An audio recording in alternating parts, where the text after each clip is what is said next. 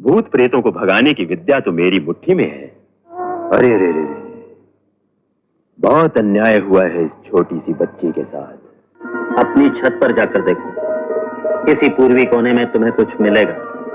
9 सितंबर 1980 को रिलीज हुई थी ड्रामा हॉरर से भरी फिल्म गहराई, जिसकी मेन कास्ट में श्रीराम लग्गो, इंद्रानी मुखर्जी, पद्मिनी कोल्हापुरी, अनंत नाग और अमरीश पुरी नजर आए थे। ऐसे में काफी लो बजट में बनी ये फिल्म अपनी लागत भी नहीं निकाल पाई थी और फ्लॉप साबित हुई थी। लेकिन क्रिटिक्स की तरफ से इस फिल्म को खूब तारीफें मिली थी और इसकी पॉपुलैरिटी को देखते हुए आगे चलकर इसे एक कल्ट क्लासिकल हॉरर फिल्म माना गया था। इसके अलावा ये फिल्म कुछ और रोचक बातों के लिए फेमस रही जो काफी डरावनी है। हिंदी सिनेमा में सुपरनैचुरल यानी पारलौकिक सब्जेक्ट पर बनी फिल्मों में गहराई का नाम बहुत ही सम्मान से लिया जाता है। जिस टाइम ये रिलीज हुई थी दुनिया भर में उन दिनों 1973 में आई हॉलीवुड फिल्म द एग्जॉर्सिस्ट का हल्ला था।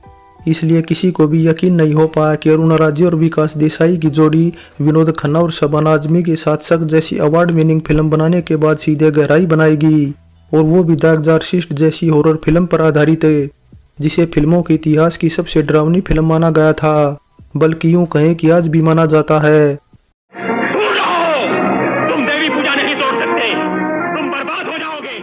करियर में 6 नेशनल अवार्ड जीत चुकी अरुणा राजे बताती हैं कि गहराई बनाने का आइडिया उन्हें खुद के निजी अनुभवों से आया था।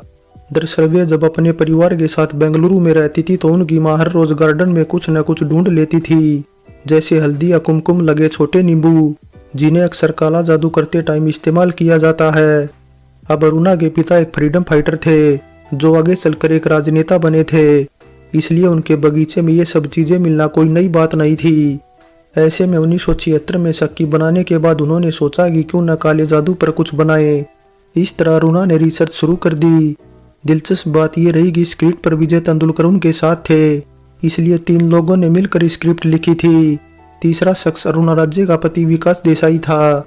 इस दौरान उन्होंने कई लोगों के इंटरव्यू लिए थे और कुछ बहुत ही दिलचस्प कहानियां मिली थी। हालांकि इस दौर में वे कुछ तांत्रिकों से भी मिली थी और उन तांत्रिकों ने अरुणा को चेतावनी दी थी कि वे काला जादू के चक्कर में न पड़े, वरना इसके बाद उनकी जिंदगी में बहुत कुछ बुरा होने लगेगा। लेकिन अरुणा राजे नहीं मानी और फिल्म बना डाली। हालांकि उस टाइम सभी इतने अंधविश्वासी नहीं थे, इसलिए हमेशा कहते थे अरे हम तो बस एक फिल्म बना रहे हैं। लेकिन तांत्रिकों ने जैसे कि चेतावनी दी थी, फिल्म बनाने के बाद अरुणा के साथ काफी कुछ घटनाएं घटी और उनकी जिंदगी में भूचाल आ गया। दरअसल पुणे फिल्म इंस्टीट्यूट से निकलने से पहले उन्हें विकास देसाई से प्यार हो गया था। दोनों ने शादी कर ली थी और एक बेटा बेटी होने से दोनों का परिवार भी पूरा हो गया था। लेकिन गहराई फिल्म के रिलीज के बाद जिस दिन उनकी बेटी गोर्गी की मौत हुई, उसके 24 घंटे बाद ही विकास ने अरुणा के सामने तलाक का प्रस्ताव रख दिया। जबकि इससे पहले अरुणा ने अपनी बेटी गोर्गी को हुए बोन कैंसर के इलाज के लिए न जाने कहां चक्कर लगाए थे। वे अमेरिका तक हो आई थी पर बेटी को नहीं बचा सकी। गोर्गी के बोन कैंसर का पता तब चला जब अरुणा विकास के साथ फिल्म सीतम की शूटिंग कर रही थी, इसलिए वे अपनी बेटी को लेकर यहाँ वहाँ भाग रही थी। तभी उनके पति विकास को उन्हीं की एक करीबी दोस्त से प्रेम हो गया। इसके अलावा अरुणा ने आगे ये भी बताया कि फिल्म के रिलीज के तुरंत बाद ही उनके पास दर्शकों की शिकायतें आने लगी थी। उनके साथ अजीब और डरावनी चीजें हो रही थी, कभी खाना खराब हो जाता तो कभी कुछ और हो जाता था। इसलिए वे अरुणा और उनकी टीम को फोन करके तांत्रिकों के नंबर मांगते रहते थे। हॉलीवुड के मशहूर डायरेक्टर स्टीवन स्पीलबर्ग की film Indiana Jones and the Temple of Doom में अमरीश पुरी ने मोलाराम नाम के एक तांत्रिक का किरदार निभाया था। दरअसल अमरीश पुरी को ये रोल मिलने के पीछे फिल्म गहराई का बहुत बड़ा हाथ था, इसलिए ये उनकी तकदीर बदल देने वाली फिल्म मानी जाती है। डायरेक्टर अरुणा राजे बताती हैं कि उन दिनों गहराई की शूटिंग शुरू हो चुकी थी और फिल्म में अमरीश पुरी ने तांत्रिक का एक किरदार निभाया। तो जब अमरीश पुरी को इंडियाना जोन्स के लिए रेफरेंस फोटोग्राफ भेजने को कहा गया तो उन्होंने गहराई के सेट पर ही खींचे गए अपने कुछ फोटो भेज दिए और उन फोटो के आधार पर ही उन्हें स्टीवन स्पीलबर्ग की फिल्म मिल गई। इसलिए अमरीश पुरी के लिए 1980 का साल वाकई करियर का टर्निंग पॉइंट वाला साल रहा। इस साल लोगों ने उन्हें डायरेक्टर बापू की फिल्म हम 5 में पहचाना तो डायरेक्टर राज खोसला की फिल्म दोस्ताना में समझा और गहराई में खूब सराहा। ये वही अमरीश पुरी थे जो साल भर पहले फिल्म सावन को आने दो में जरीना वहाब के पिता के रोल में दर्शकों पर असर डालने की पूरी कोशिश करते नजर आए थे। इसके अलावा कुछ ये भी बताया जाता है कि गहराई की फोटोग्राफ से उन्हें इंडियाना जोन्स ही नहीं मिली बल्कि रिचर्ड अटनबरो की फिल्म गांधी भी मिली थी। अरुणा राजे पुणे फिल्म इंस्टीट्यूट से एडिटिंग का गोल्ड मेडल लेकर निकलने वाली हिंदी फिल्म इंडस्ट्री की पहली फीमेल एक्सपर्ट वीडियो एडिटर रही थी। इसके अलावा उन्हें डायरेक्टर के तौर पर टेक्निकली पार्ट की भी खूब समझ थी। वे जब फिल्म बनाती है तो कैमरे से लेकर साउंड तक में पूरा दखल रखती हैं। इसलिए जो काम R.D. बर्मन से रमेश सिप्पी ने शोले में कराया, तकरीबन वैसा ही कुछ काम अरुणा राजे ने गहराई में लक्ष्मीकांत प्यारेलाल से कराया। अरुणा राजे का ही प्रताप था कि लक्ष्मीकांत प्यारेलाल की जोड़ी ने इस फिल्म के लिए तिब्बती साज मंगाने से लेकर अमेरिकी संगीत की जानकारी रखने वालों तक की सेवाएं ली थी। यानी अरुणा ने फिल्म के संगीत में तमाम एक्सपेरिमेंट कराए थे और पद्मिनी कोल्हापुरी जिसके अंदर आत्मा घुसती है उसकी आवाज जलालागा ने निकाली थी। इस तरह नेचुरल साउंड में अनएक्सपेक्टेड आवाजें मिलाकर फिल्म का बैकग्राउंड संगीत तैयार हुआ था। मुझे मजबूर न करो, छोड़ दो मुझे, जाने दो मुझे। अरुणा को खुद पर इतना भरोसा था कि कई बार कैमरा संभालने तक का काम भी वे खुद ही संभालती थी। स्टेडी कैम जैसा तब कुछ होता नहीं था। वे कैमरे को हाथ में ही लेकर चल देती थी और उनके पति विकास उनको पीछे से थामे रहते ताकि कहाँ चलना है कहाँ रुकना है इसका अंदाजा लगता रहे। फिल्म गहराई में पद्मिनी कोल्हापुरी का किरदार असल जिंदगी की एक कहानी से इंस्पायर्ड था जो अरुणा राजे को रिसर्च के दौरान सुनने को मिली थी। दरअसल अरुणा को एक ऐसा आदमी मिला जिसमें सचमुच एक अजीबो गरीब भूत था। वो ईसाई धर्म से था और जिस भूत ने उसे कब्जे में लिया था वह असल में लखनऊ की एक मुस्लिम लड़की थी। इसलिए सभी को हैरानी हुई कि जब उसमें भूत आता है तो वह बहुत अच्छी उर्दू बोलने लगता था, खूब शेरो शायरी करता था। इसलिए ये कहानी अरुणा और उनकी टीम को काफी इंस्पायरिंग लगी थी। फिल्म की कहानी में तमाम ऐसे मोड़ हैं जो दर्शकों को बार बार चौंकाते हैं। हालांकि फिल्म की शूटिंग के दौरान भी ऐसे तमाम हादसे होते रहे जिनसे डायरेक्टर अरुणा राजे चौंकती रही थी।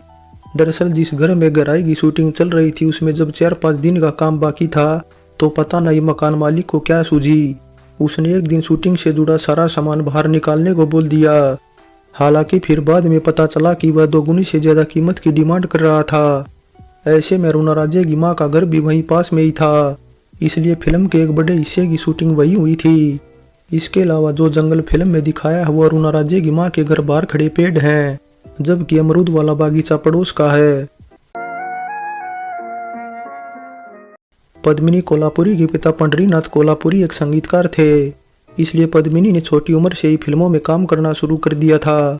1973 में आई फिल्म यादों की बारात में पद्मिनी ने बतौर चाइल्ड आर्टिस्ट के तौर पर कोरस गाया था, जिसके बाद आशा भोसले ने पद्मिनी का नाम देवानंद को सुझाया और उन्हें फिल्म इश्क इश्क इश्क में काम मिला जो 1974 में रिलीज हुई थी।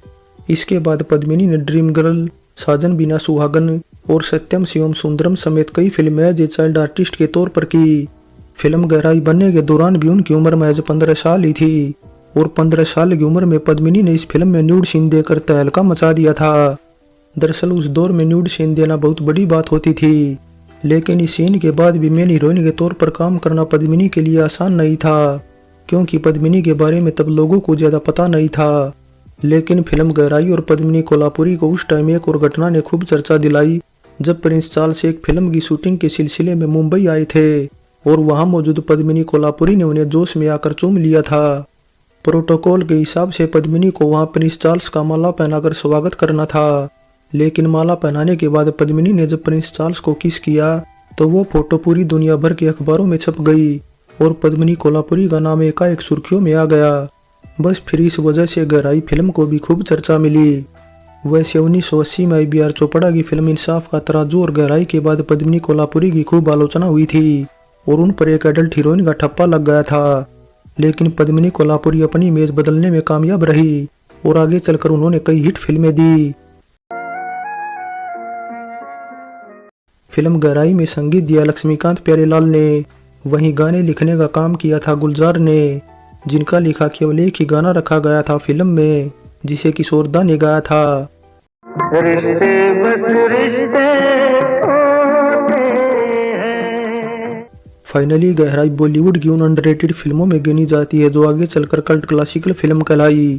ये कहीं से भी राम से बरदस की भूतिया डरावनी फिल्मों से कम नहीं लगती, इसलिए डायरेक्टर अरुणा राजे की ये फिल्म शुरू से लास्ट तक देखने वाले को बांधे रखती है। श्री राम लागू, अनंत नाग और अमरीश पुरी के अलावा 15 साल की पद्मिनी कोल्हापुरी ने अपने रोल को बखूबी निभाया और लोगों को खूब डराया। फिल्म जादू टोने और भूत प्रेत के बीच उलझी हुई है और खौफनाक सीन पर जाकर खत्म होती है, जहां मरने वालों के शरीर से आत्माएं निकाल दी जाती हैं। हालांकि डायरेक्टर अरुणा राजे के अकॉर्डिंग उन्होंने बहुत ही सीधी कहानी को लेकर फिल्म बनाई थी, लेकिन देखने वालों ने इसे दूसरे नजरिए से देखा। सो गहराई फिल्म पर हमारी ये पेशकश कैसी लगी नीचे कमेंट कर बताएं। अच्छी लगी है तो लाइक करें और चैनल को सब्सक्राइब करें। सो चलते हैं, फिर मिलेंगे एक और नई वीडियो के साथ।